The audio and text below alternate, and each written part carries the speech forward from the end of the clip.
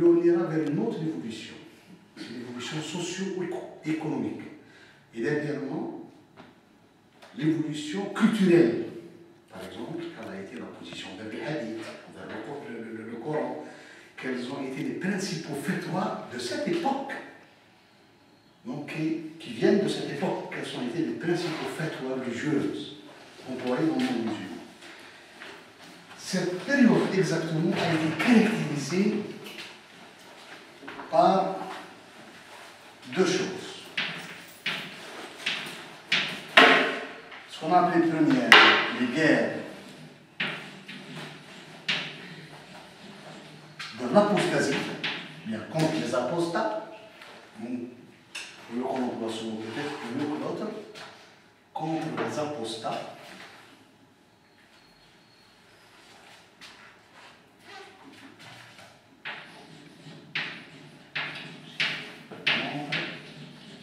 Les apostats.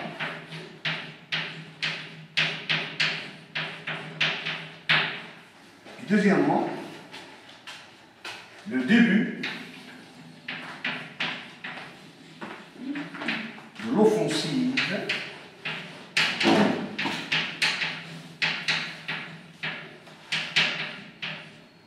vers le nord, Syrie et Irak.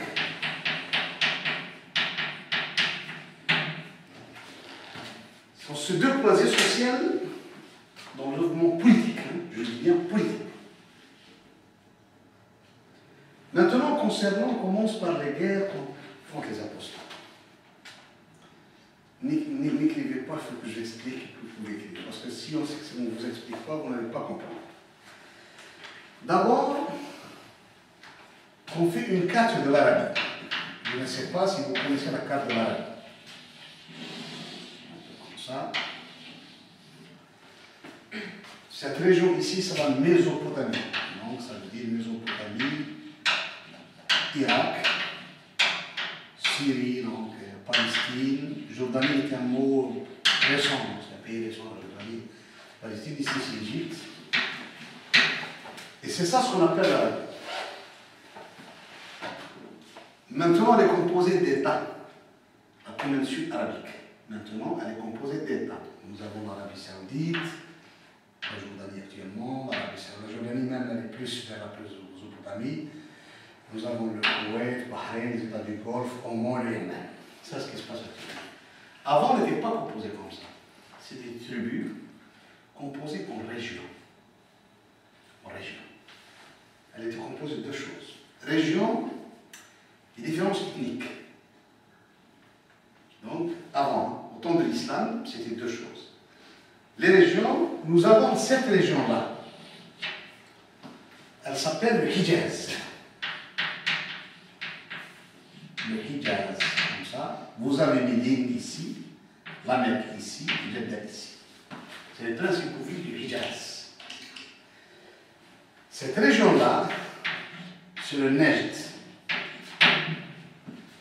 Le Nejd. Cette région-là, c'est Al-Ihsan. Ça s'appelle actuellement à la frontière koweïto-irakienne. Cette région-là, un peu sur du nord-est.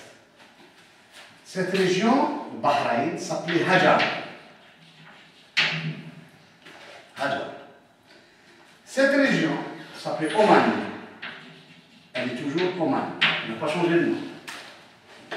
Et cette région, c'est le Yémen. Et honnêtement, dans chaque région, il y a des sous-régions, hein, bientôt. Non, bien sûr. Si on fait la géographie de ces régions-là, dans chaque région, il y a des sous-régions. Donc il y a le Daupha, il y a le Najran, le Yémen. Donc, il y a... La région de Médine, elle est différente de la région de la Mecque. Pourquoi on appelle le Hijaz? Parce qu'il y a une chaîne montagneuse qui s'appelle Jbel Tihana. Donc c'est cette chaîne montagneuse qui s'étend un peu de sud au nord, donc qui donne le nom à cette région. Ça, c'est les régions. Les différences ethniques, il y en a deux différences ethniques majeures. chez les Arabes. C'est ce qu'on a appelé toujours les Arabes, qui sont des Arabes de souche. Donc, les Arabes descendants de l'Arabe, on les appelle en arabe al-Arab al-Ariba. C'est les Arabes de souche. Et les Arabes descendants d'Abraham. Les Arabes descendants d'Abraham. La deuxième, ce qu'on appelle l'Arab al-Musta'riba.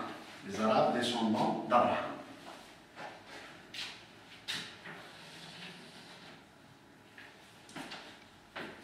Avant l'islam, les Arabes, comme on dit de souche, étaient presque essentiellement au sud. Les Yéménites et tout ça, au sud. C'est pour ça que vous trouvez historiquement le domaine yéménita, donc l'Ahraniya, donc ça c'est un peu ces gens-là. Les Arabes du Nord, on leur donne toujours l'Adnaniya, référence à Adnan ibn Ismaïl, donc à ces gens-là, donc aux gens du Nord. Ils étaient au Nord. Ces tribus arabes du Nord étaient composées de 5 factions. Non, n'écrivez pas, essayez de comprendre. Parce que ça a influé sur ça, sur ces choses d'apostasie. Donc, ils étaient composés de 5 factions. La première faction, c'était Mudar. C'est la faction du prophète sallallahu alayhi wa sallam, où Quraysh faisait partie. La deuxième faction, c'était Rabia. C'était ces tribus-là.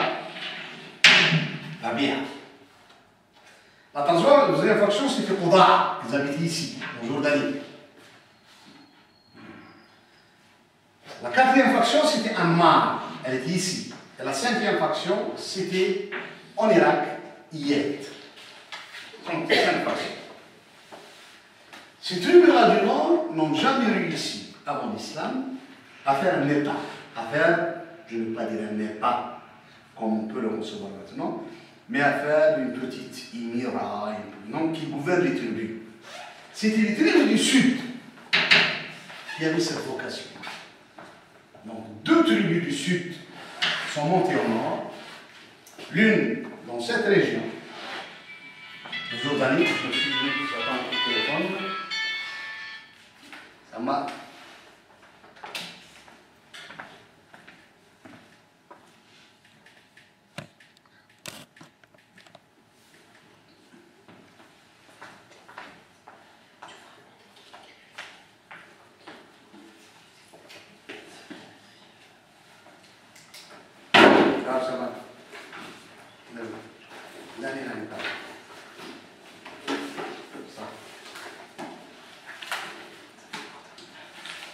Les tribus du Nord n'ont jamais réussi. C'est les tribus du Sud, on les appelle Al-Ghassasina, qui ont fondé. Oui. Al-Ghassasina, oui. C'est Al-Ghassasina, comme ça, E-L-G-H-A-2-S-A-2-S-I-N-A. Al-Ghassasina, qui ont fondé, oui. Et qu'est-ce qui explique que ce soit les tribus du Sud qui sont pas... Qu'est-ce qui explique? Parce que le Sud, la région du Yémen, a fait des États avant, presque 500 ans, 600 ans avant, a fait des États. Allah a la coutume de faire des États. C'était là l'État qui a été mentionné dans le Coran, qu'on appelle l'État de Saba, qui avait une reine, c'est la reine de Saba. Donc ces tribus du Sud avaient cette vocation de faire des États. Et le Coran, on a parlé que c'était vraiment, ils avaient des royaumes. Et le Coran, on a mentionné le royaume de Saba. Par contre, les tribus du Nord étaient toujours des tribus nomades. À part Quraysh, qui s'est installé un peu à la Mecque, qui a pu faire un régime plus ou moins copié d'une façon indirecte sur le régime d'Athènes. Donc la tribu de Quraysh du prophète, elle a fait ce qu'on appelle Dar al-Nadwa, un petit parlement, où toutes les familles de Quraysh assistaient et prenaient la décision